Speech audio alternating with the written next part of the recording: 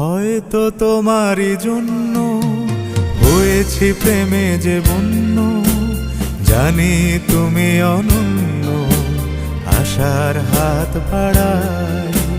যদি কখনো একান্তে চেয়েছি তোমায় জানতে, শুরু থেকে শেষ প্রান্তে ছুটে ছুটে গেছি তাই।